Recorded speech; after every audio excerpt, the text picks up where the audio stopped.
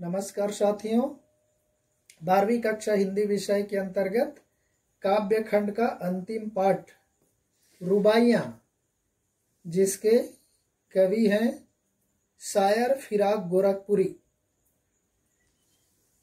तो पिछले में हमने एक वीडियो इसके संबंध में डाल चुके हैं, बता चुके हैं। अब चलते हैं नेक्स्ट थर्ड पैरा की ओर, दूसरे वीडियो की ओर।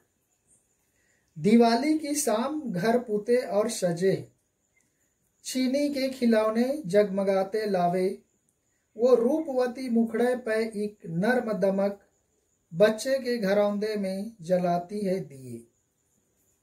तो हमने पिछले में देखा कि किस तरह से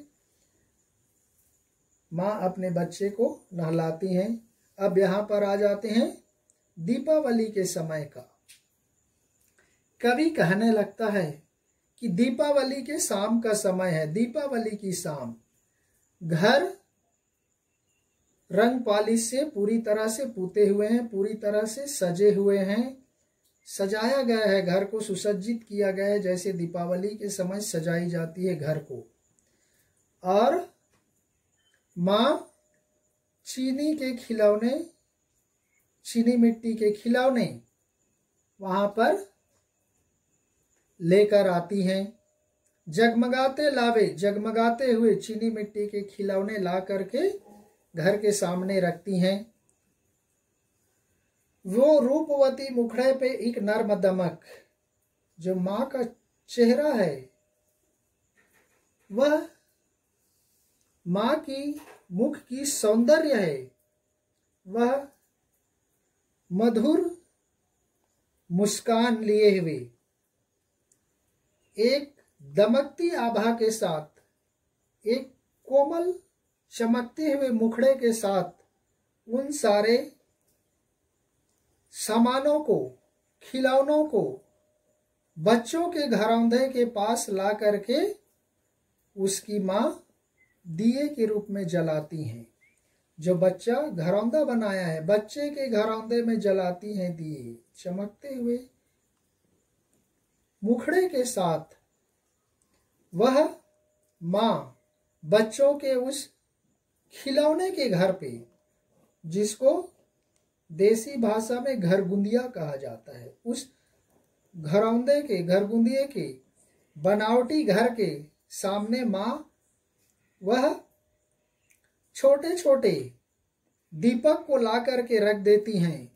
तो उसको देख करके वह बच्चा भी अत्यधिक प्रसन्न हो जाता है कि माँ ने घर के साथ हमारे बनाए हुए घर के सामने में भी दिए जला रही हैं। ऐसा सोच करके वह बच्चा अत्यधिक प्रसन्न हो जाता है, खुश हो जाता है। आइए चलते हैं चौथे पद की ओर। आंगन में ठुनक रहा है, जिदियाया है, बालक तो हुई चांद पे ललचाया है, दर्पण उसे दे के कह रही है माँ, देख आईने में चांद उतर आया है। आंगन में ठुनक रहा है, जिदियाया है। कवि कहने लगता है कि देखो, वह छोटा सा बच्चा धीरे धीरे रो रहा है, ठुनक रहा है। ठुनकना मीन्स धीरे धीरे रोना, और बनावटी रोना रोना। जिदियाया मीन्स हट करना, जिद करना। वह अपने घर के सामने आंगन में धीरे धीरे रो रहा है, हट कर रहा है, जिद कर रहा है। किसके लिए? बालक तो हुई चांद पे ललचाया है।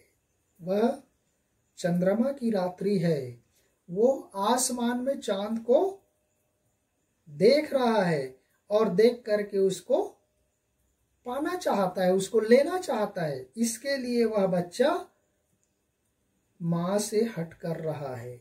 जैसे हम गांव वगैरह में देखे होंगे कि जब बच्चे खाना नहीं खाते, छोटे छोटे बच्चे, तो उसको चंद्रमा रात्रि के समय चांद को दिखाते। इसीलिए हमारे भारतीय संस्कृति में चंद्रमा को चंदा मामा कहा जाता है। वो चंदा मामा को उदाहरण दे करके छोटे छोटे बच्चों को माँ चुप करा देती हैं।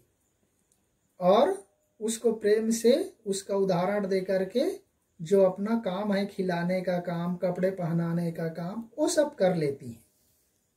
तो यहाँ पर उसी आसमान के उस चांद को देख करके वह बालक उस चांद को लेना चाहता है, पाना चाहता है। और बचपन में देखे होंगे उस सूर्य को फल समझकर हनुमान जी तो पूरे सूर्य को ही निगल लिए थे। तो इस तरह से वह चंद्रमा सुंदर होता है, उसकी सुंदरता को देख करके शीतल होता है उसका प्रकाश, इसलिए बच्चा उसको पाना चाहता है।